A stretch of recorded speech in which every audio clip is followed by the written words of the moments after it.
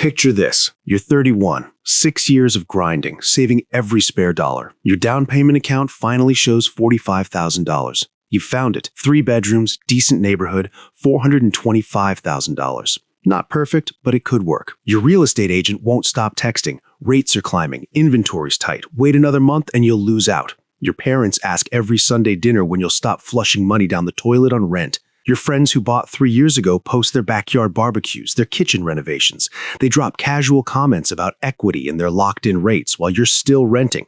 You're running the numbers again. At 6.5% interest with 20% down, that's $85,000 total, your mortgage hits $2,146 monthly. Property tax adds $392, insurance another $150, maintenance roughly $354. That's $3,042 every month before you've bought a single piece of furniture or fixed anything that inevitably breaks. You're currently renting something similar for $2,200. Your gut screams that renting makes more sense, but everyone, literally everyone, tells you you're making a catastrophic mistake, that you're burning money, that you'll never build wealth as a renter. So you lie awake asking the question that's eating at you: which option is actually cheaper? Here's what nobody will tell you. There's a dead simple rule to answer this. It's called the 7% rule. Once you understand it, you'll stop listening to agents, stop listening to your parents, and start making decisions based on actual mathematics instead of emotional manipulation. I am your Mr. Brother, and I spend way too much time analyzing why intelligent people make catastrophic financial decisions because everyone told them renting is throwing money away. Today, we're dissecting the rent versus buy decision using real 2026 numbers. I'm warning you, the answer might make you uncomfortable. Here's the lie they've sold you. Renting means throwing money away, buying means building equity. Sounds nice, completely wrong. Because here's the truth they conveniently forget to mention. When you own a home, you're also throwing money away every single month. You're just throwing it in different directions. According to 2026 housing market analysis, renting increasingly looks like strategy rather than setback. There's actual math proving it. Let me show you what you're really paying for when you build equity. When you own a home, 3 major costs vanish forever, just like rent. These are the real throwing money away costs of ownership. Cost 1. Property taxes. You own the house, but you still owe the government a percentage of its value annually. The U.S. average property tax rate sits at about 1.11% of home value.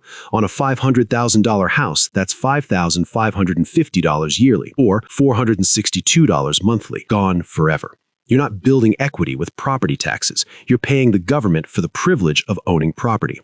Cost 2, maintenance. Experts recommend budgeting 1 to 2% of your home's value annually just for maintenance. Let's use 1% conservatively. On a $500,000 house, that's $5,000 yearly, $417 monthly for the roof that will eventually need replacing, the HVAC that will die, the water heater, foundation cracks, plumbing disasters. This money disappears. You're not building equity by fixing a broken furnace. You're keeping the house from collapsing. Cost 3, cost of capital. This is where it gets interesting and where the 7% rule originates. Pay attention. Your money has opportunity cost. When you dump $100,000 into a down payment, you're not investing that $100,000 in the stock market where it could grow. Historically, the S&P 500 has gained an average of 10% annually over the past century. Meanwhile, homes traditionally appreciate 4 to 5% yearly. The difference, about 5%, that's the opportunity cost of your down payment, the returns you're sacrificing by locking money in a house instead of investing it in the stock market.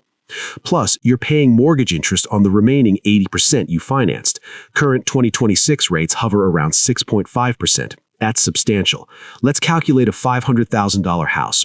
20% down payment, $100,000. Financed amount, $400,000. Opportunity cost of down payment at 5%, $5,000 yearly. Mortgage interest at 6.5% on $400,000, approximately $26,000 yearly. Combined, $31,000 yearly, or $2,583 monthly. Now add everything up. Property taxes, 1.11%. Maintenance, 1%. Opportunity cost and interest, roughly 5%. Total, approximately 7% of the home's value annually. This is the 7% rule. To calculate how much homeownership actually costs monthly, take the home price, multiply by 7%, divide by 12. $500,000 times 7% equals $35,000 yearly, divided by 12 equals $2,917 monthly. That's how much you're throwing away every month as a homeowner. Money you'll never see again. Just like rent. If you can rent a similar house for less than $2,917 monthly, renting is financially superior. Take any house price in your area right now, multiply by 0.07, divide by 12. That's your break-even rent. Is renting cheaper where you live? The current numbers are harsh. Mortgage rates will average 6.3% throughout 2026, according to Redfin's forecast. That's down slightly from 2025's 6.6% average, but nowhere near the 3% pandemic rates everyone keeps comparing to. Some optimistic predictions occasionally put rates in the low 6% range, but they won't stay below 6% for any meaningful period. Home prices? Zillow economists expect U.S. home values to grow 1.2% in 2026, while Redfin expects median U.S. home sale prices to rise 1% year over year. Homes are getting more expensive, rates are staying elevated, and homes remain unaffordable for many, especially younger buyers. But here's what's interesting about rents. As of September 2025, median rent prices had declined year over year for 26 consecutive months. Rental affordability is actually improving, while home buying affordability stays terrible. Nationwide, rents are expected to rise about 2 to 3% year over year by late 2026, roughly inflation's pace. That's manageable. Meanwhile, home ownership costs lock in at whatever rate you buy at. I'm not claiming buying is always bad. I'm saying it's bad right now for most people in most markets. Buying makes sense when you're staying put for 10+ years minimum. Transaction costs devastate short timelines. The 7% rule works in your favor. Monthly ownership costs run significantly lower than comparable rent. You have a massive down payment, 30 to 40% or more, which dramatically reduces your mortgage and opportunity cost. Rates drop to 4% or below. At 3.5% mortgage rates, buying would again become financially superior to renting in many scenarios. You value intangible benefits enough to pay for them. Fixed housing costs, customization, emotional stability are real, but they cost money. Here's the problem. Assuming an 8% average annual investment return, renting actually comes out ahead by about $120,000 over a decade in many current market scenarios. Let me repeat that.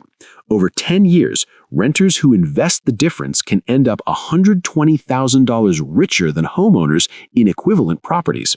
That's not a rounding error. That's life-changing money. Homeowners are getting defensive right now. Let me address the common protests. But I'm building equity. You're also paying interest. In early years of a 30-year mortgage, most of your payment is interest.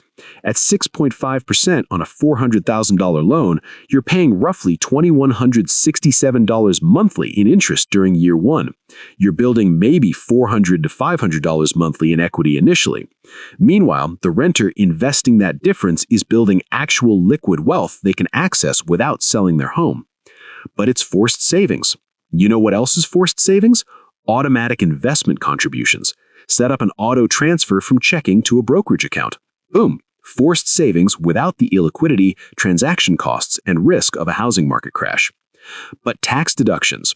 The standard deduction in the U.S. is now $14,600 for individuals, $29,200 for married couples. Unless you have significantly more than that in mortgage interest to deduct, the tax benefit is minimal to non-existent. And even if you get a tax benefit, it doesn't outweigh the opportunity cost and transaction costs of ownership. But rent keeps going up.